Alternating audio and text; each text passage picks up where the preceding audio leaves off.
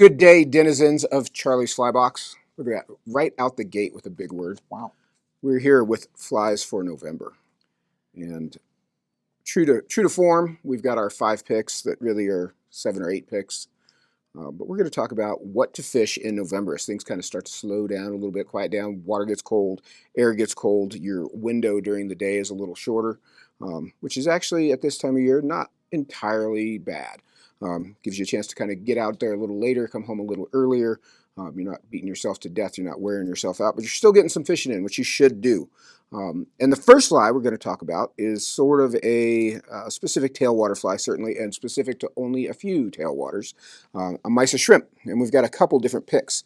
The first one being Matt Howell's Mirror Mysis, which is a new fly, last year, I guess, is when it came. We got it early, but I don't even know if it's out to the rest of the world yet. well, I think it is. I think it is. I We think did it get is it now. early, I think though. it's a new fly for 2026, which is available now. But at any rate, we've got them here.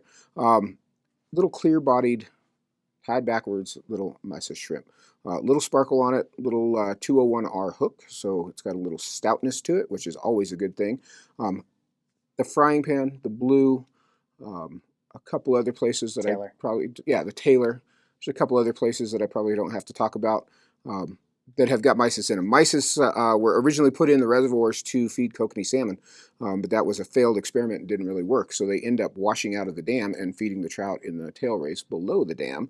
And if you've not fished with Mysis or fished in a river with Mysis, the fish get gigantic. They get very colored up just from all the protein, I guess, keratin, I don't know, somebody will correct me, all the goodness inside these little shrimp, and they grow incredibly fast, so you can catch some very big fish on these. That Mirror Mysis is an awfully good imitation of it. We like that one. That's a live Mysis. This is a live Mysis. Well, mine is a live Mysis also, and we'll talk about that. So let's talk about that. Yeah. So the difference between a live Mysis and a dead Mysis is live Mysis are clear, dead Mysis are white. So transparent versus opaque. This would be a live Mysis, yeah. It could cross actually either way because it's got that dark hook in the center of it, so it's got a little more opaqueness to it. Whereas my Charlie's Mysis, which just happens to be available this year with orange eyes as well as the original black eyes. This original black-eyed version, I tied 30-some years ago. Yeah. That's a long time ago. Yeah, before Char was born. Maybe a long time before Char was born. And this was when, the Mysis had come out of the dam for a long time, but they kind of come, this was down on the frying pan, they kind of come up and down. The population goes up and down. So they hadn't been coming out very heavily for a long time, and then for some reason, one year, they really started. And we went over there, this is back in my youth when I was younger than you, and we'd go drive over there for the day to fish even. And trying to come up with a pattern that looked like spit. That's what a live Mysis looks like in the water, is spit. It doesn't look like a shrimp. It doesn't look like a scud. These look like krill, is what a real Mysis looks like.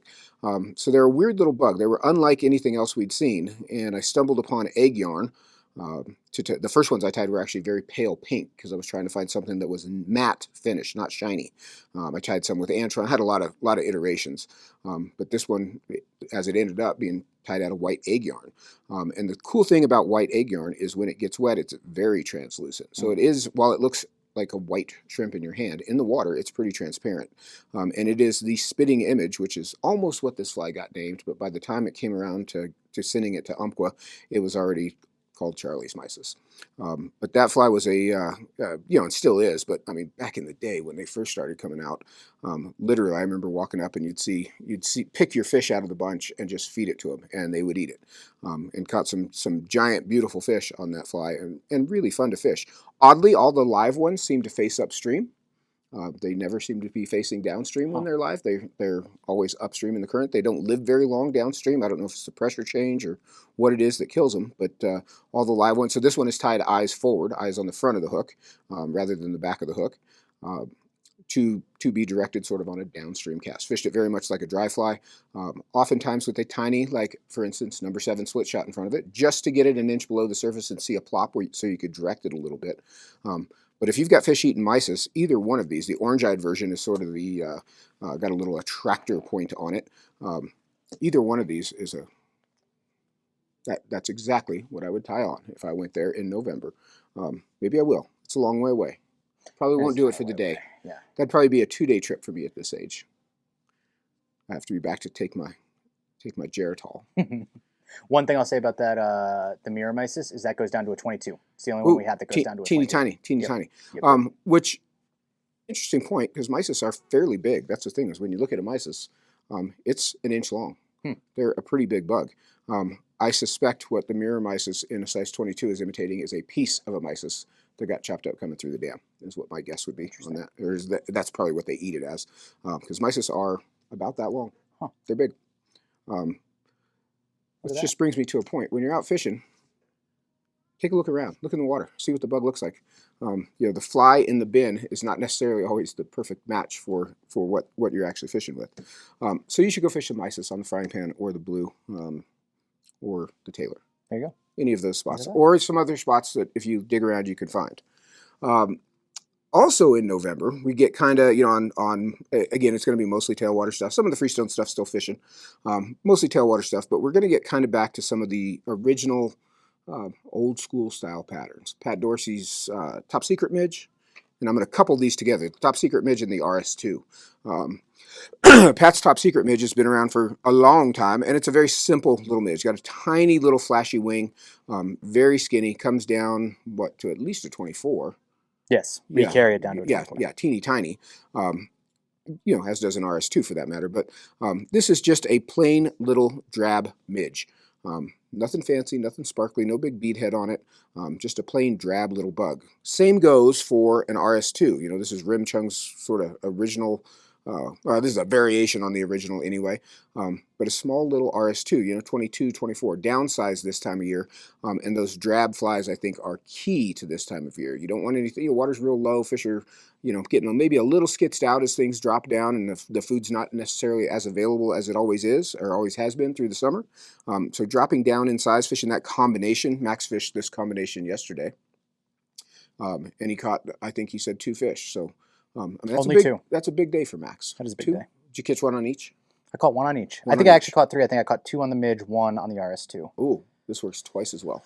Look at that. Twice as well. Look at that. But these would be good bets this time of year. Honestly, anywhere, even on the freestone stuff. And that is something to kind of just keep in mind. Don't overlook the old school stuff. We're all big on new flies. We love new flies just because it's interesting.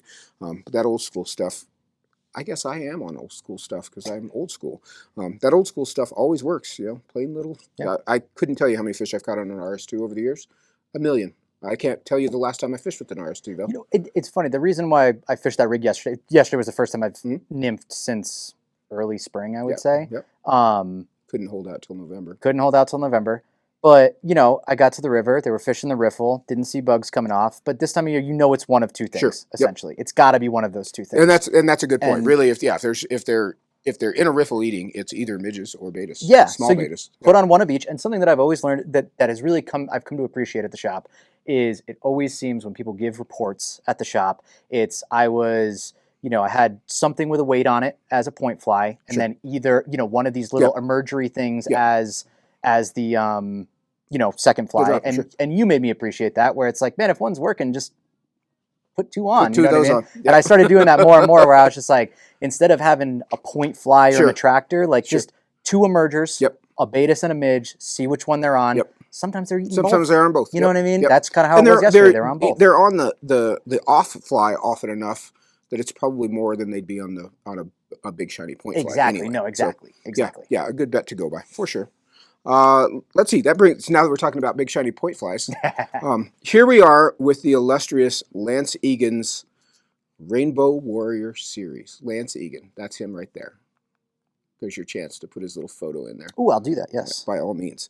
I'm going to start with, I think this is the newest one of the bunch. This is the Rainbow Warrior Perdigon, which is not to be confused with the standard Rainbow Warrior, which is the same thing with a slightly different tail and on a regular curved hook, versus the CDC Rainbow Warrior, which I actually like because it's got a little CDC on it. Little cool fly.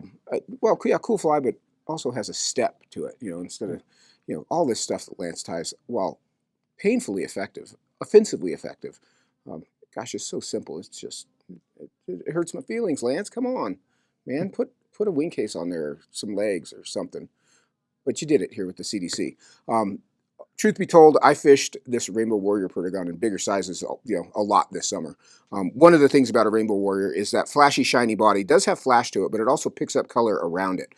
So while it seems like it's a bright kind of bluish green color, it mirrors the stuff that it's around. So it can pick up a lot of different colors. So it's not necessarily the color that you think it is under the water.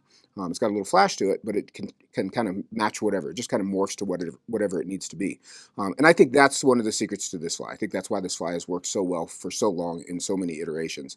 And it is a super effective fly. I couldn't tell you how many regular old Rainbow Warriors we've sold over the years, bazillions. It's got to be one of the top flies in the Umpqua. People love that fly. Umpqua catalog, probably like right behind all of mine, and then the For Rainbow sure, Warrior. of course. It might be two down. Like it was the Sandalwood Worm, Egg Fly, Rainbow Warrior. Gotcha. That's probably the order that they go in. Two-bit hookers on top, though. Absolutely on top. Way up there. I mean, that goes without saying.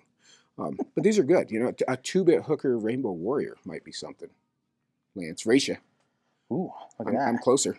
You guys can collab. Russ will see that this afternoon. the I'm not collabing. No, that was my idea. That was my idea.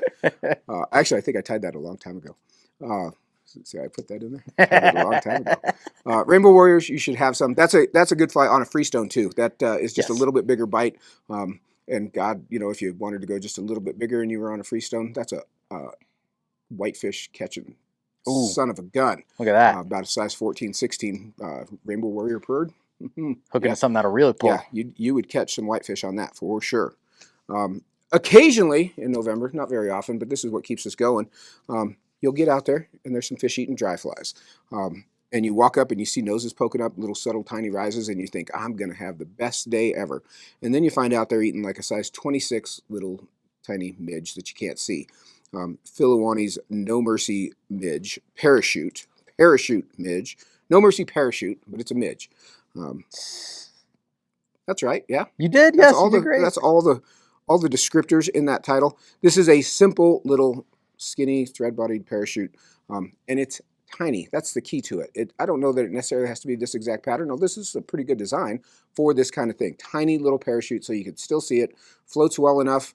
It's got actual real size 24 or 26 hackle on it, which is nice. Pretty light tippet on this, at least 6X. You might even have to go to 7 on something tiny like this, although I would never do that. I don't even think I own 7. I don't either, yeah. So you'd have to come in and buy some. But if they're eating that kind of stuff, that's the fly to go with. And especially this time of year, if you see fish rising, like right now, you know, the first part of the month, you might still have some betas flitting around here and there. But as the month progresses, it's going to be just little tiny midges, those little foam lines along the edges. That's where you're going to look for them. And a fly that you can see and manage and get a decent drift out of, like this No Mercy, would be a perfect choice. I know Phil's going to like that. He'll probably chime in on this video and make a comment and give us a whole, I don't know, 2 to 3 paragraph endorsement. Yes, personal endorsement of his own fly. Yes, Phil, which we look forward to. Do we look forward to it? Phil, just keep that to yourself. I am pumping your fly. It's a good fly. You guys should buy some. Phil needs to buy some more fly tying materials because the last time he was in, I think he spent $2.17. And he's got a whole suitcase. He does have a whole suitcase. He's got to fill that thing. He does. There's bound to be more room in there, Phil. So I pumped your fly. You come in here and buy at least a package of hooks. Look at that. There you go. And finally, Russ Miller's Hardbody leech. You know, as you have listened to Max over the last year talk about fishing leeches, you know, kind of jigged leeches along the edges of the river. Russ's Hardbody leech here, which has got a tungsten underbody. So this thing's a little bomb. Simple squirrel tail, tied on a jig hook. Perfect fly to kind of dance around the edges, just swim in and out and control on a tight line close to you. Make him chase it. You could just dead drift it.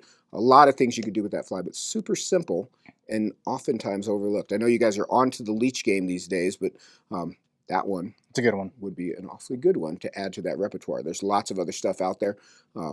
This, for what we're talking about for this time of year, kind of fishing low and slow, perfect option. And several colors on that, black, brown, yes, olive, purple. Yeah. Obviously designed by a Euro guy to be Euroed. He is a Euro guy. He is a Euro guy. Why don't you give us a little history lesson? What is bellyache technology? Well, trivia question. If you have been watching our videos, our I don't even That's know a which one deep it pull. was. That's a deep pull. That is a deep pull because I don't even know what it was. When we had Russ here telling us about this, this was based on an idea from Rob Kalanda, who works up at Front Range Anglers and worked with me way back in the day at Rocky Mountain Anglers, who I think is one of the funniest human beings I've ever met. But he came up with a fly called a bellyache minnow that used those tungsten underbodies, and that's a little tungsten, I don't even know, crescent-shaped. Yeah, I think they call it tungsten scud body. I want to say it's Yeah, packaged as. yeah, it's kind of a scud shaped, but they've tied it on the bottom of the hook, so the fly will ride inverted. They're very heavy, but Rob tied that and then dubbed over it to make an uprighting hook minnow pattern, and Russ just sort of adapted that into a leech with that scud belly attached to it, and that's where the belly ache part of that came from, which is a pretty good use of that. You know, I think those scud weights, nobody ever used them for scuds. They made your scud weight entirely Yeah, too yeah, fat. But in an application like this, they make perfect sense. yeah. So we'll give it to them. We'll give it to them both. I like it. Maybe yeah, maybe Rob more than Russ. But you know, Russ he has all these Euro guys. They just have a way of simplifying things down to Yeah. nothing, which, God dang it, does work. But It's just nice to know the lineage of these things. it It's is, yeah. nice to The continue on that lineage, path, you know, yes, yes, the genetic code. of the This is a leech. hybrid from Rob Kalanda and Russ Miller, which is probably where we should leave that. That's where any hybrid between those two should end. Yep. We've painted a nice little mental image That is a there. nice mental picture, yes, of both of them. Yes, yes, yes. There you go. I'm glad you tuned in. I'm glad you're with us today. I hope that helps. I hope you should go out. I think you should go out and get a few more days in here before the holidays come around and everything gets a little frantic. Get it while the getting's good. The getting is always good. If you got a chance to get.